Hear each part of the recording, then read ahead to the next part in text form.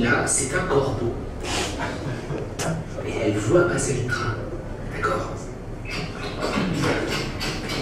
Le corbeau, comme il a de très bons yeux, il voit papa assis dans le train. Il va très vite, très vite. Voilà, le train passe. Bonjour le corbeau. Et le conducteur du train qui est très gentil, qui a reconnu le corbeau, dit bonjour le corbeau. Bonjour le corbeau. Voilà, et là, regarde. Donc si je comprends bien, c'est comme ça quand tu as appris la relativité. Oui, moi je suis comme Nicolas. Moi, mon Walt Disney à moi, c'était Albert Einstein. Ouais, mais il faut en guérir, quoi. Donc, non, mais bon, comme beaucoup d'enfants, on m'a forcé à faire des études scientifiques. C'était un peu mon service militaire, parce qu'à l'époque, il y avait le service militaire de mon temps. Et bon, et puis évidemment, je me suis rebellé. J'étais un très très mauvais étudiant en sciences. Donc, quelques années après, en fait, c'est venu du titre. Je roulais un jour en voiture. Et je sais pas pourquoi, je m'ennuyais, je pense à l'époque dans ma voiture avec mes amis, et puis j'ai entendu une phrase, mais vraiment, c'était la théorie de la relativité expliquée aux enfants. Et je me suis dit, même si je fais pas un bon film, au moins le titre sera intriguant. Il y a un bouquin là, qui est sorti il y a 2 ans là, qui s'appelle Le Cercle des éplucheurs de patates, là, je sais pas quoi.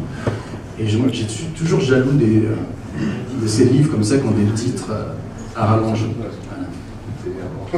C'est énervant et en même temps c'est attirant aussi. Mince. C'est comme quand Terry Gilliam a fait son film qui s'appelait Brasil, et qui a dû passer dans cette salle, et il disait toujours que même quand il doutait de tout, de son scénario, etc., il doutait pas de son titre.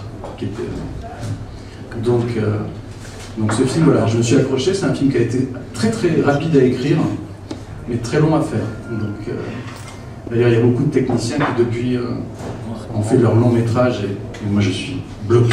Non, je plaisante. Car c'est là qu'Einstein s'est dit, si papa avance dans le train et que le train avance aussi, et bien le corbeau, même s'il est très futé, même si c'est le plus futé de tous les corbeaux, il pourra pas dire si papa il arrivera plus vite que s'il était resté assis. Tu comprends? Même en marchant dans le train, papa n'arrivera pas plus vite chez mamie. Tu comprends? Nicolas, tu comprends? Parce que là, c'est relatif. C'est ça la relativité. Je voulais que l'enfant ne dise rien. Je suis souvent un peu énervé quand je vois certains longs métrages où les enfants parlent comme des chiens savants. Je ne sais pas si vous avez remarqué, ils ont toujours la bonne réplique au bon moment. Et je m'attendais justement à ce que le petit gamin entre en classe et traduise à sa façon cette théorie de E égale MC2. Mais bon. Alors pour vous donner raison, ça a été filmé. Non, ça a été filmé. J'ai senti que ça devait peut-être arriver. Ouais. Ça a été filmé et puis on voyait le petit garçon sortir ses lunettes pour être très sérieux. Et puis il y avait la maîtresse qui disait aujourd'hui il fait très beau, on va tous sortir faire du sport.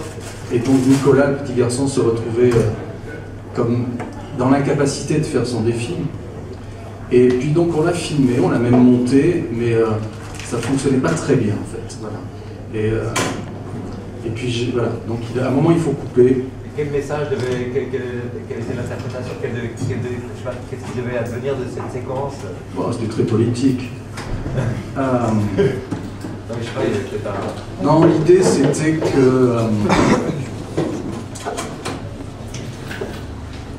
je sais pas, comme le disent les Anglais, so what, quoi.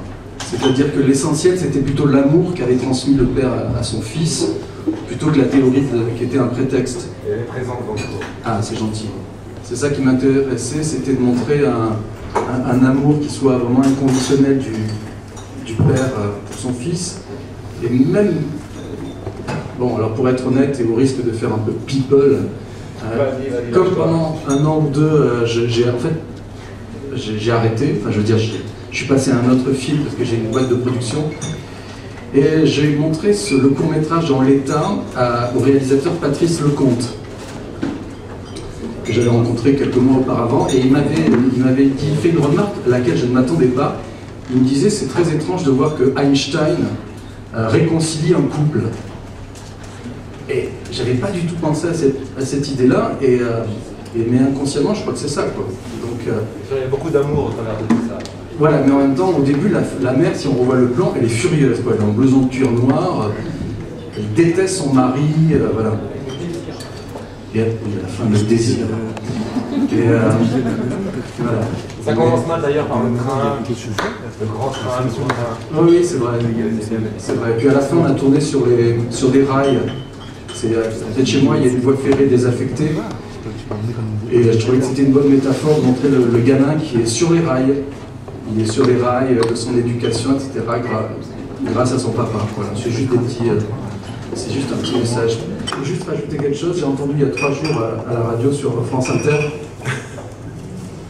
un débat sur faut-il remettre 4 jours et demi pour les enfants de classe plutôt que 4 jours. Et il y a une féministe, une femme, qui a dit de toute manière, à partir du moment où l'école s'appelle l'école maternelle, ce sera toujours la soumission des mamans. Mais c'est pas bête, Voilà. Donc ce que j'ai essayé de faire, c'est un film où le gars va à l'école maternelle.